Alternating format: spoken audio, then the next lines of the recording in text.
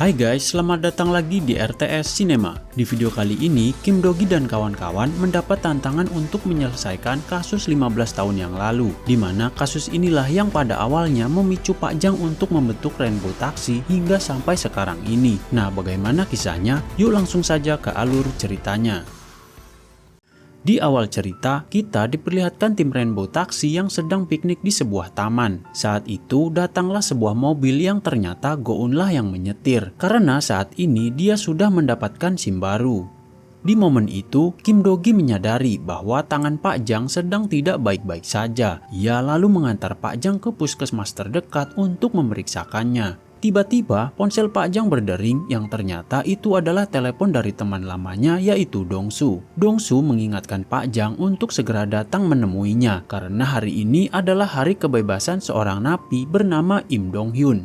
Pak Jang kemudian berpamitan kepada Do-gi dan berkata akan pergi menemui Dong-su seorang diri. Namun sesampainya di depan lapas, Pak Jang justru tidak menemukan Dong-su. Pak Jang kemudian meminta bantuan Go-eun untuk melacak lokasi nomor telepon yang digunakan Dong-su tadi. Namun rupanya itu adalah nomor telepon umum.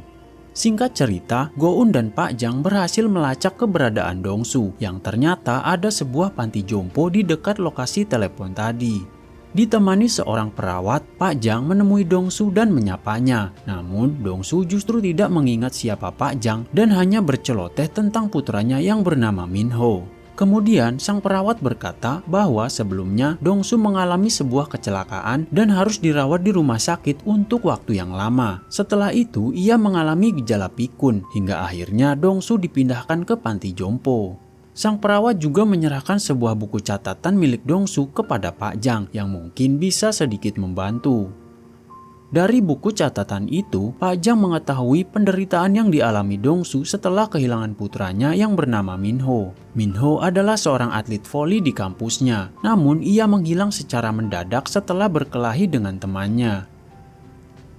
Sore harinya, Do-gi menemukan Pak Jang yang tengah minum di warung favoritnya. Tak lama, Kyung-go, Park Jin, dan Go-eun yang juga merasa khawatir akhirnya datang ke sana setelah membuntuti Do-gi. Pak Jang akhirnya tak mampu lagi menyembunyikan masalahnya. Pak Jang bercerita bahwa 15 tahun yang lalu, ia dan temannya yang bernama Dong-su berjanji akan bertemu di sebuah lapas untuk menyambut seorang napi yang bebas pada hari itu. Dan Dong-su lah yang menjadikan Pak Jang terinspirasi hingga terbentuknya Rainbow Taxi yang sekarang beranggotakan mereka berlima.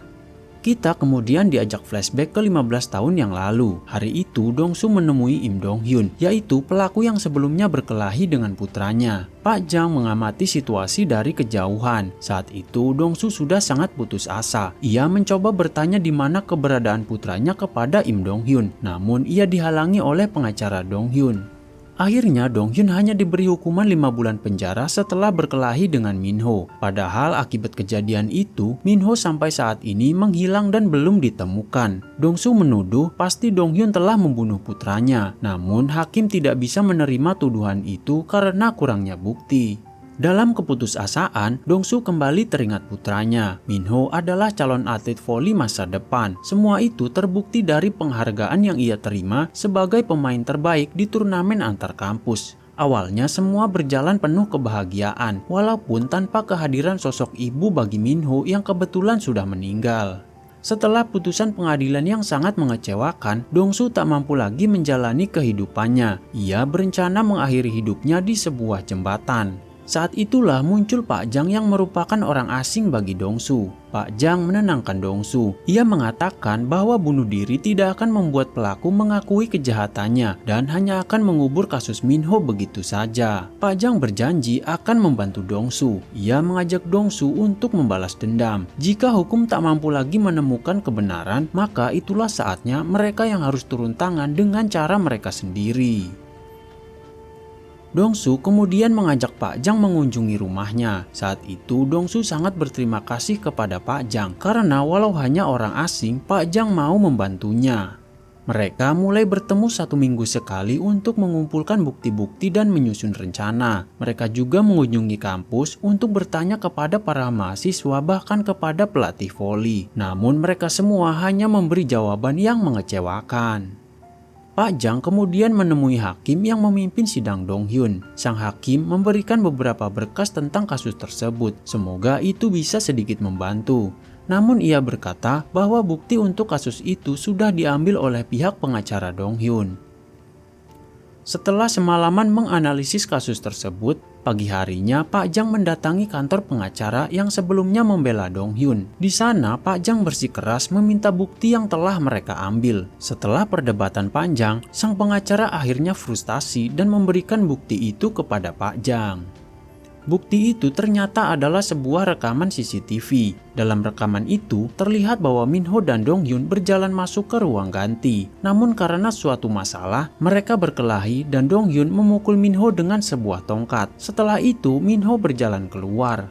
Namun di sini Pak Jang menyadari sesuatu. Dong Hyun samar-samar terlihat sedang berbicara dengan sosok yang tidak terekam kamera. Mereka yakin bahwa dalam kasus ini seharusnya Dong Hyun tidak sendirian.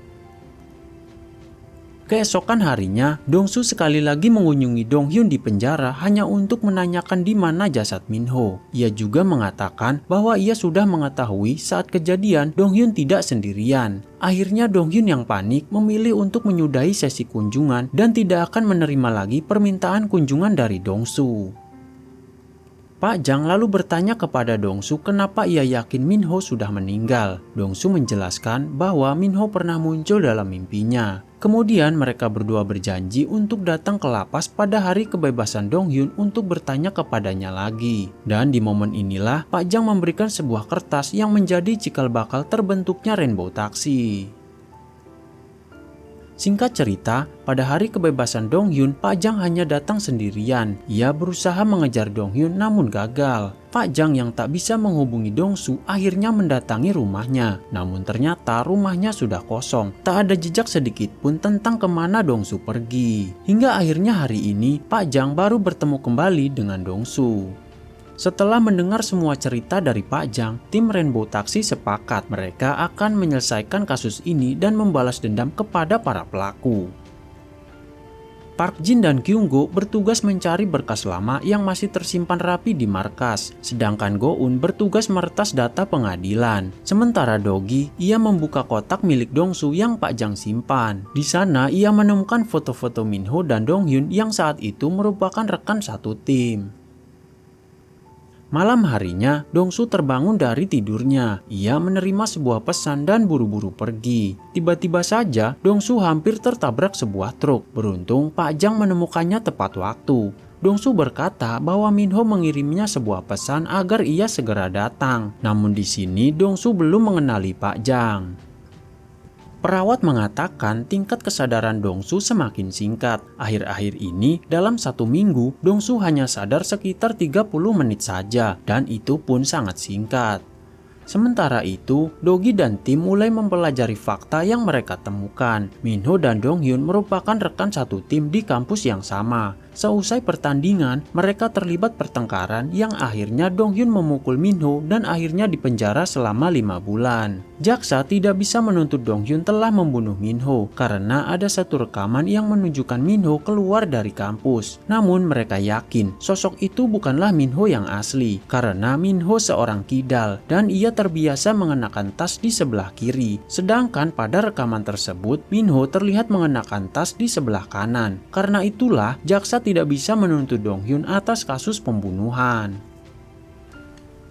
Akhirnya misi resmi dimulai. Dogi memimpin di depan sementara yang lain mengikuti dari belakang. Mereka melacak keberadaan Dong Hyun yang ternyata kini telah memiliki sebuah tempat fitness. Kim Dogi lalu masuk untuk melihat situasi dan mencari informasi. Saat itulah Dogi melihat Dong Hyun yang sedang terburu-buru dengan membawa sekantong uang tunai. Saat Dogi menyusulnya, secara kebetulan Dong Hyun ingin menyewa taksinya. Dengan senang hati, akhirnya Dogi mengantarkan Dong Hyun ke tempat tujuannya. Ternyata Dong Hyun pergi ke rumah duka. Go Un curiga jika itu bukan rumah duka biasa, karena Dong Hyun membawa banyak sekali uang tunai. Di sana juga terparkir banyak sekali mobil yang sudah sangat berdebu, seolah tidak pernah dipakai. Saat Dogi mengikuti Dong Hyun masuk, ia dicegat oleh penjaga yang ada di sana. Peristiwa itu membuat Dogi dan tim semakin curiga. Mereka yakin pasti ada sesuatu yang tersembunyi di tempat itu. Dogi kemudian memanfaatkan fitur canggih pada mobilnya untuk mengintai dari luar, yang ternyata tempat itu merupakan lokasi perjudian berkedok rumah duka. Dan mobil-mobil berdebu yang terparkir di luar merupakan barang jaminan atas kekalahan setiap penjudi. Setelah menyelidiki keuangan Dong Hyun, Go-eun menemukan fakta bahwa setelah bebas dari penjara, Dong Hyun langsung memiliki sebuah tempat fitness dan apartemen. Dari situ, Dogi menyimpulkan bahwa Dong Hyun dipenjara karena melindungi orang lain. 15 tahun yang lalu, saat berkelahi dengan Minho, pasti Dong Hyun tidak sendirian. Tempat fitness dan apartemen yang langsung ia miliki setelah bebas itu merupakan bayarannya. Dogi kemudian memiliki rencana untuk menjebak Dong Hyun. Dogi menempelkan sebuah surat pada mobil Dong Hyun yang tertulis dari Minho. Bahkan mereka juga mengirim surat ke tempat fitness atas nama Minho. Hal itu membuat Dong Hyun panik. Ia berpikir jika Minho masih hidup. Bahkan saat mengecek rekaman CCTV, sosok yang meletakkan surat tadi sama persis dengan gaya berpakaian Minho. Dong Hyun yang ketakutan kemudian buru-buru pergi untuk menemui temannya yang bernama Seong-uk. Dan disinilah akhirnya Dogi mendengar semuanya, bahwa orang yang berbicara dengan Dong Hyun di rekaman 15 tahun lalu adalah Seong-uk. Dan Seong-uk lah yang telah membunuh Minho. Di tempat lain, Dong-su akhirnya tersadar dan bisa mengenali Pak Jang. Dong-su berkata bahwa ia menemukan sesuatu, tapi ia belum bisa mengingatnya. Pak Jang kembali berjanji bahwa ia pasti akan membantunya membalas dendam. Kita kemudian dibawa flashback pada sebuah malam yang sangat mengerikan. Malam itu Dong-su menerima pesan dari Minho yang memintanya untuk segera datang. Tanpa pikir panjang, Dong-su langsung menuju tempat yang disebutkan Minho. Tetapi saat dalam perjalanan, sebuah mobil truk menabraknya hingga terpental. Pak Jang mulai menyelidiki kasus tabrak lari yang menimpa Dong-su itu. Namun karena tidak adanya rekaman CCTV dan keterbatasan sumber daya, pihak kepolisian tidak bisa menangkap pelaku. Dong-su sempat berkata bahwa ia melihat plat nomornya, namun saat ini ia sudah tidak bisa lagi mengingatnya. Dogi dan tim kemudian kembali berkumpul untuk membahas Seong-uk. Saat ini Seong-uk menjadi pelatih voli di kampusnya dulu, dan Seong-uk rela mengeluarkan uang berapapun untuk melindungi Dong Hyun. Dogi yakin keduanya punya suatu hubungan karena mereka saling membantu dalam menutupi kasus ini. Mereka kemudian mulai menyelidiki tempat perjudian. Dogi menyamar sebagai seorang penjudi agar bisa masuk ke sana. Tapi sayangnya ada sebuah sensor yang bisa mendeteksi kamera tersembunyi. Sehingga Dogi yang sama sekali tidak memiliki bakat berjudi akhirnya tidak jadi masuk. Setelah kembali berdiskusi, akhirnya Kyunggo mengajukan diri untuk masuk ke sana. Kyunggo berkata bahwa ia bisa memanipulasi kartu sehingga kemenangan bisa mereka atur. Dogi masuk lebih dulu dan berpura-pura kalah. Setelah itu, Kyunggo masuk dan mengisi kursi kosong bekas Dogi tadi. Setelah Dogi kembali, mereka pun mulai menjalankan rencana mereka. Namun sayangnya, rencana mereka kali ini terpaksa tertunda karena Dong Hyun harus buru-buru pergi setelah menerima telepon dari seseorang. Kyunggo diminta oleh Dogi agar tetap tinggal, sementara dirinya dan yang lain akan mengikuti Dong Hyun. Ternyata Dong Hyun kembali ke tempat fitness. Go-eun meretas rekaman di tempat itu dan mendapati Dong Hyun masuk ke ruangannya. Sayangnya, ruangan pribadi Dong Hyun tidak ada kamera yang terpasang. Karena tak ada pilihan lain, Go-eun akhirnya harus turun tangan. Ia masuk dan menyamar sebagai seorang tiktokers yang memaksa masuk ke ruangan itu untuk bertemu dengan sang pemilik. Namun setelah masuk ternyata ruangan itu kosong. Kemudian saat Go-eun sudah keluar, tiba-tiba Dong Hyun muncul dari sana. Go-eun berkata bahwa ia salah orang dan kemudian ia buru-buru pergi. Mereka kemudian meyakini bahwa di ruangan itu pasti ada ruangan yang tersembunyi. Untuk bisa mengetahuinya, mereka harus mendapatkan tempat itu terlebih dulu. Berpindah pada Pak Jang, hari itu ia kembali mendatangi Dong-su untuk menjaganya. Tapi Pak Jang malah menemukan Dong-su yang sudah tergeletak dengan luka sayatan di tangan kirinya. Pak Jang pun segera berteriak dan meminta pertolongan. Untungnya nyawa Dong-su masih sempat diselamatkan. Pak Jang kemudian memeriksa lemari di samping tempat tidur Dongsu. Di sana ia menemukan catatan yang selalu ditulis Dongsu saat ia sadar dari pikunya. Di sana juga tertulis tentang peristiwa saat ia ditabrak truk. Sayangnya Dongsu tak bisa ingat plat nomornya. Pak Jang kemudian menemukan catatan lain yang tertulis di lemari. Ia pun segera memotretnya.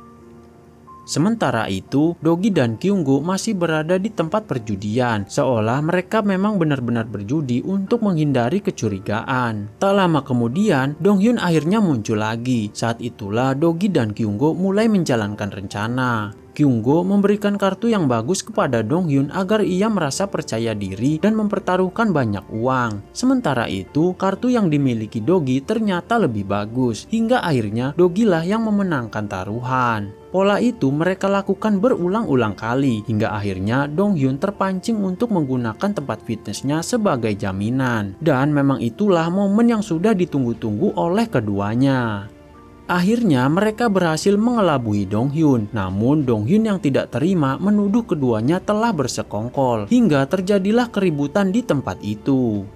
Donghyun yang tak bisa berkelahi akhirnya terpaksa memberikan tempat fitnessnya kepada Dogi.